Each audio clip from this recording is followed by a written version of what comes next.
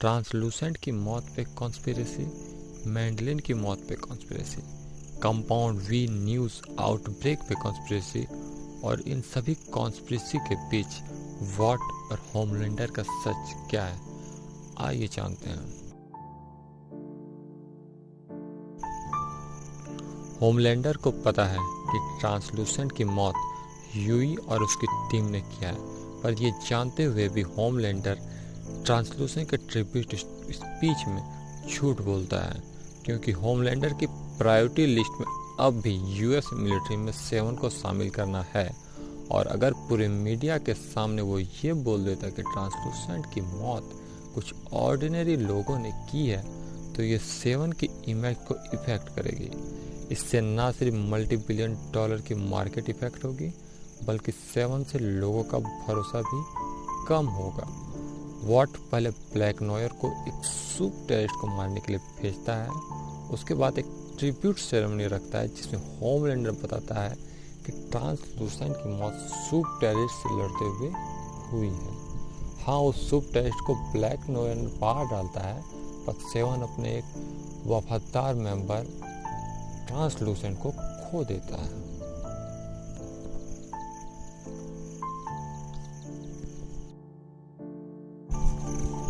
अब Homelander Huey और उसकी टीम को ट्रांसलूसेंट के मर्डर के आरोप से तो बचा लेता है, पर मैडलिन का मर्डर का दोष उनकी टीम पे दे डालता है, जिससे वो खुद को बचा सके।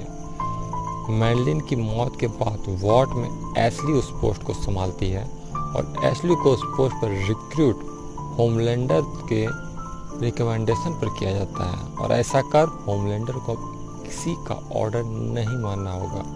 इवन 7 में अगला रिक्रूट कौन होगा ट्रांसलूसेंट की जगह, उस पर भी वो अपना कंट्रोल चाहता है। पर सरप्राइज उसे तब मिलता है जब स्टॉर्म फ्रंट होमलैंडर से मिलने आती है और खुद को एज 7 का न्यू मेंबर इंट्रोड्यूस करती है।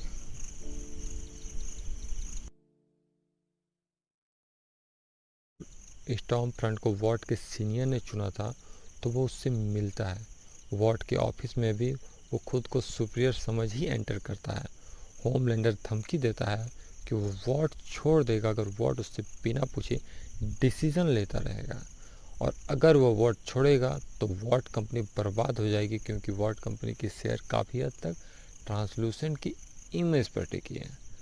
तब सीनियर उसे बताते हैं कि वॉट कंपनी एक सुपर हीरो मैनेज करने वाली कंपनी से ज़्यादा एक फार्मास्यूटिकल कंपनी है, जिसकी स्ट्रेंथ कंपाउंड वी बनाने के सीक्रेट फॉर्मूला है, और कंपाउंड वी के डोज से किसी को भी सुपर हीरो बनाया जा सकता है।